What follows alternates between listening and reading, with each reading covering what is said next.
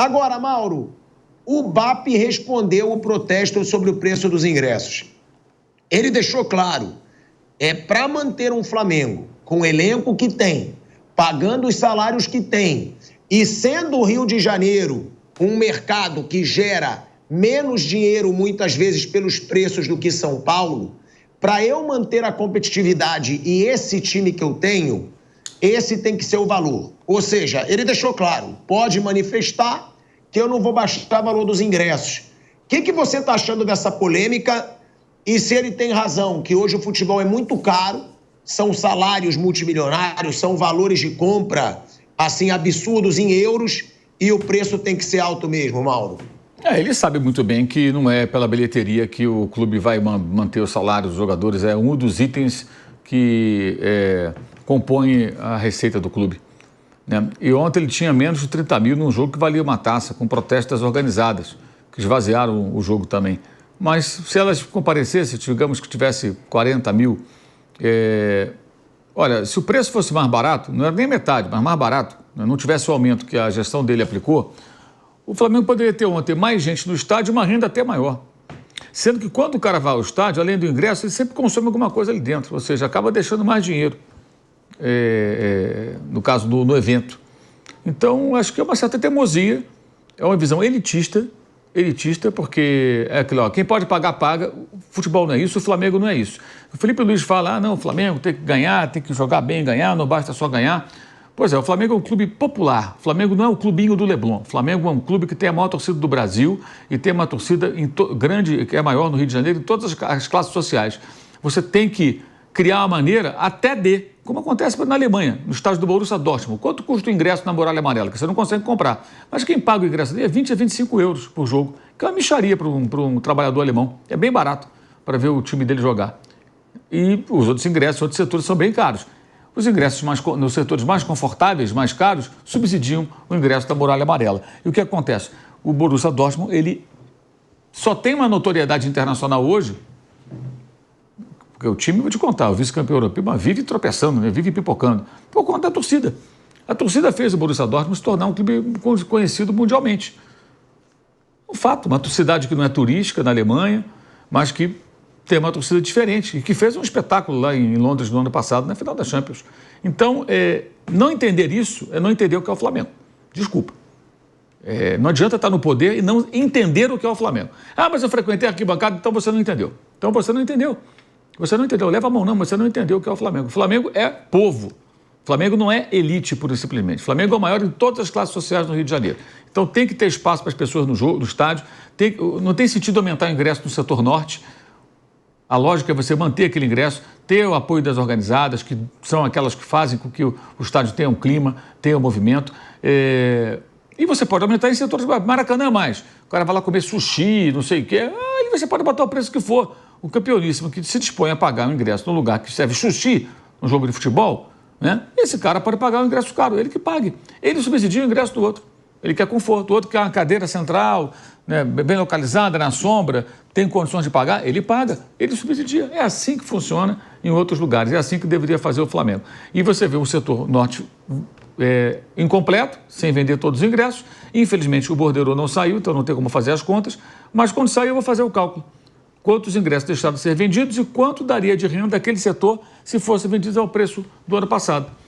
Então, acho que ele está muito equivocado, acho que ele foi bem infeliz nessa declaração, até porque imaginar que a bilheteria que vai pagar o salário, isso era assim nos anos 70, gente. Você tem publicidade na camisa, você tem o sócio-torcedor que precisa arrecadar mais, porque o potencial do sócio-torcedor do Flamengo ele não é explorado, o programa é muito ruim, e ele sabe disso, o BAP sabe disso. O Flamengo ganha cotas de televisão, o Flamengo tem outras, vende jogador. O Flamengo recebe dinheiro de outras maneiras. Ô, né? Mauro... Não é só da bilheteria. Isso era coisa assim nos anos 70. Só para endossar o que você está falando, o Kaique me mandou aqui, na última rodada da Taça Guanabara de 2024, o Flamengo mandou o jogo contra o Madureira no Maracanã. Os ingressos variaram de R$50 a R$120.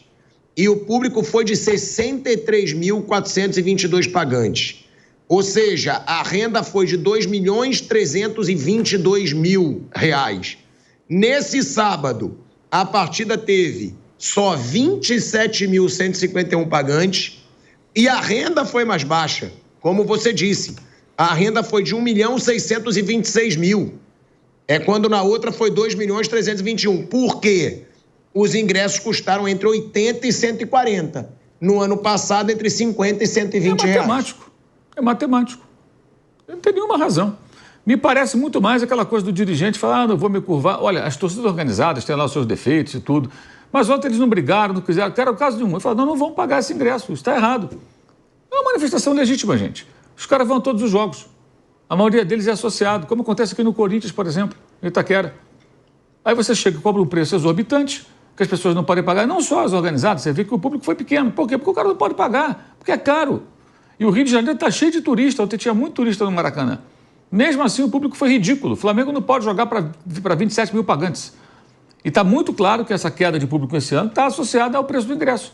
O ingresso, além do que o cara pode pagar. Já que é tão caro, eu vou segurar minha onda, vou tentar num jogo do Brasileiro, um jogo melhor, um jogo contra um time mais importante, uma semifinal, se tiver um Fla-Flu decisivo, aí eu vou tentar ir. Agora, não vou não, está muito caro. O cara não vai.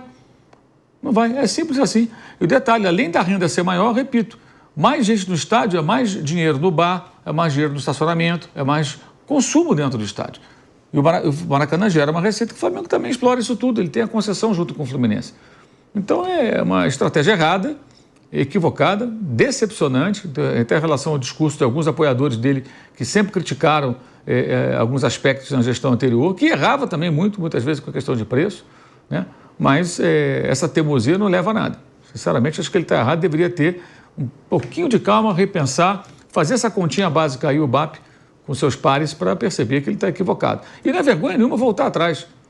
Vergonha nenhuma. Não, a torcida se manifestou, avaliamos aqui de fato, porque ou ele acha que é legal jogar para 27 mil pessoas. Eu acho que não. Acho que é uma vergonha o Flamengo jogar para 27 mil pessoas. É ridículo o Flamengo jogar para 27 mil pessoas. Ainda mais valendo uma taça. Pode ser a taça da esquina. Não pode jogar para 27 mil pessoas. Então, acho que os fatos mostram que essa gestão está errada. E esse papinho de, não, porque o dinheiro... Cara, você vai pagar salário com renda de jogo? Não é a renda de jogo. Não é a principal receita do clube. Que isso? Vamos ouvir aí, né, essa declaração do BAP que eu citei aqui e o Mauro comentou. Vamos ouvir o BAP rapidinho, 1 minutinho, ele explicando por que o valor é alto. Olha, o Rio de Janeiro, ele naturalmente é menos competitivo do que outros estados.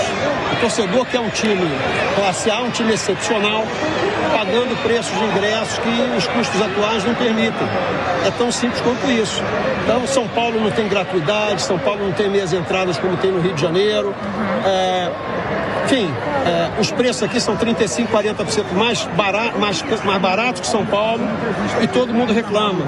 Está tudo caro no Brasil, para ter o time que a gente tem, dificilmente seria mais barato do que isso. O que vai acontecer quando a gente for jogar contra times grandes durante o Campeonato Brasileiro, essa é a base de preço que a gente vai ter.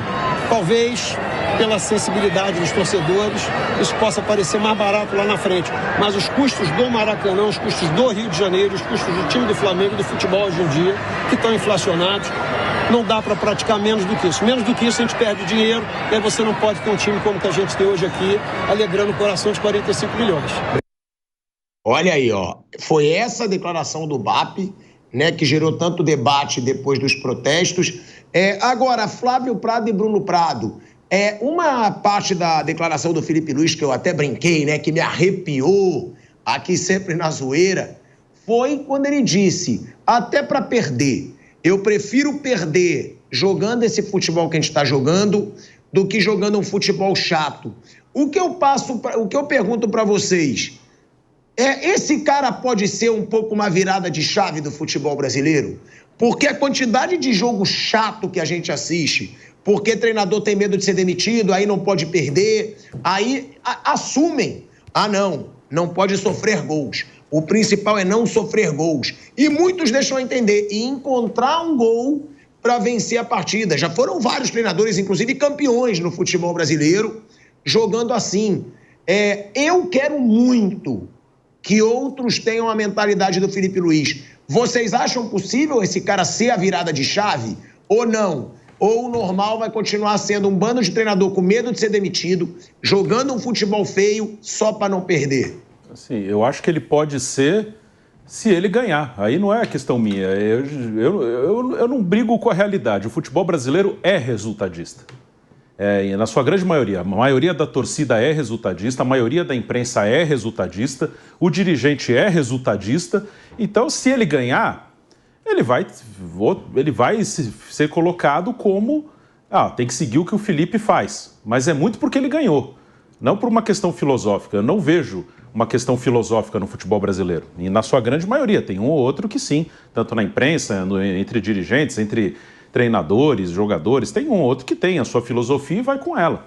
Mas, no final, para o universo do futebol brasileiro, quem ganha é exaltado, quem perde não é, independente do que for. Dá para usar como exemplo o próprio Fernando Diniz, que não joga do mesmo jeito que o Felipe, mas é um cara que se propõe a correr riscos.